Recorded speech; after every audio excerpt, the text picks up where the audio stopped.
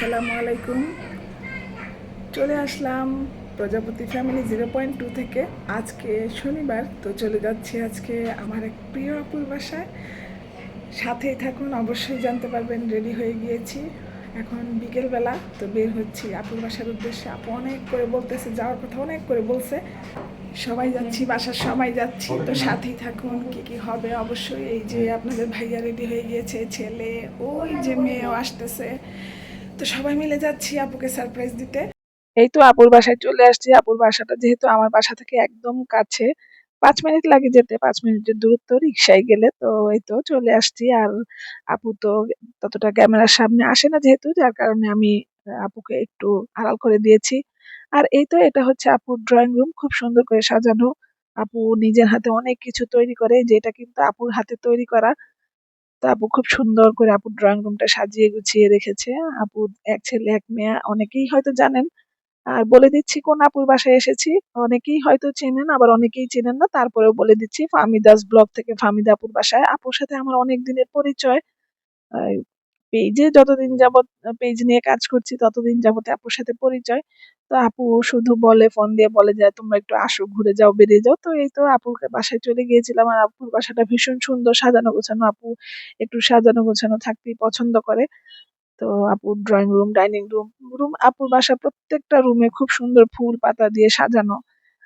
ওটা হচ্ছে আপুর ছেলের রুম, আর এটা হচ্ছে আপুর রুম। তো ওই যে বললাম না, আপুর প্রত্যেকটা রুম ফুল পাতা দিয়ে সাজানো। আপু আসলে শৌখিন মানুষ, যে এটা দেখলেই বোঝা যায়। তো আপুর রুমের সাথেই একটা বারান্দা আছে আবার। আর এই বারান্দায় আপু অনেক রকমের গাছও লাগিয়েছে। আপুর রুমের সাথে এই বারান্দাটা, আবার আরো 2টা বারান্দা আছে। আপু যেহেতু গাছ প্রেমী, তো প্রত্যেকটা বারান্দাতেই আপু গাছ-টাছ লাগিয়ে রেখেছে। আর এই তো আমাদেরকে নাস্তাও দিয়ে দিয়েছে। যাওয়ার সাথে সাথেই আপু একদম নাস্তার আয়োজন করে ফেলেছে। যেহেতু আমরা গিয়েছি বিকেল বেলা 5টা 5:30টার দিকে। তো আপু একদম নাস্তা-টাস্তার আয়োজন করে ফেলেছে। বলতেছে যে এখনই নাস্তা করে ফেলো, কারণ রাতে আবার আয়োজন আছে। রাতে খাবার-টাবার খেয়ে তারপর যেতে হবে। তো কি আর করা, আপু এমন ভাবে বলতেছে, যার কারণে ভাবলাম। আর আমার অনেক প্রিয় একটা আপু, অনেকেই হয়তো চেনেন। তো নাস্তা-টাস্তা শেষ করে তো চা খেয়ে নিয়েছিলাম। চাটা অনেক মজার ছিল। আপু একটু এলাচ দিয়ে চাটা বানিয়েছে। অনেক মজা ছিল চাটা। আর এইখানে হচ্ছে আপুর হাতের কাজ। আমি জানি না আপনারা দেখেছেন কিনা, তবে আমার নিজের চোখে দেখা, এখন আপু অনেক রকমের কাজ, মানে কুশি-কাঁটা দিয়ে এই ধরনের কাজগুলো কত সুন্দর, সুন্দর করে কাজ করে রেখেছে। খুব ভালো লাগে।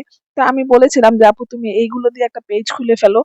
বলে যে, "না দরকার নেই আমার, আমার এমনিতেই ভালো ছেলে-মেয়ে দেখবে, সেটাই ভালো।" আর এগুলো হচ্ছে আপুর মেয়ের হাতের কাজ। আপুর মেয়ে ক্লে দিয়ে এইরকম বাটিতে খুব সুন্দর, সুন্দর কাজ করেছে। আসলে ভালোই লাগছিল দেখতে। তো গল্প করতে, করতে অনেকটা সময় চলে গিয়েছিল। প্রায় ৯টার বেশি, ৯:৩০টার উপরে বেজে গিয়েছিল। তারপর তো খাওয়া-দাওয়ার পালা। আপু তো খাওয়া-দাওয়া না করে আসতেই দিবে না।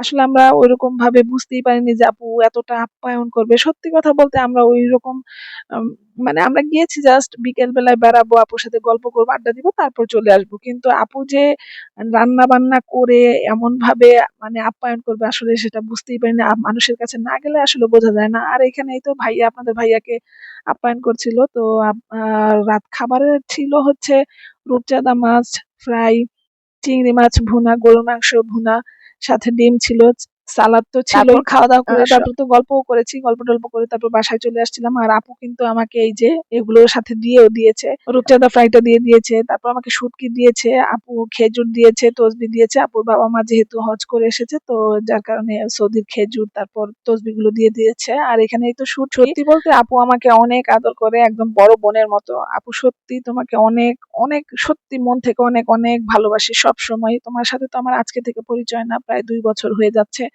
তো আপুর জন্য সবাই দোয়া করবেন, আপু একটু অসুস্থ থাকে। আর আজকের ভিডিওটা কেমন হয়েছে অবশ্যই কমেন্ট করে জানাবেন। সবাই ভালো থাকবেন।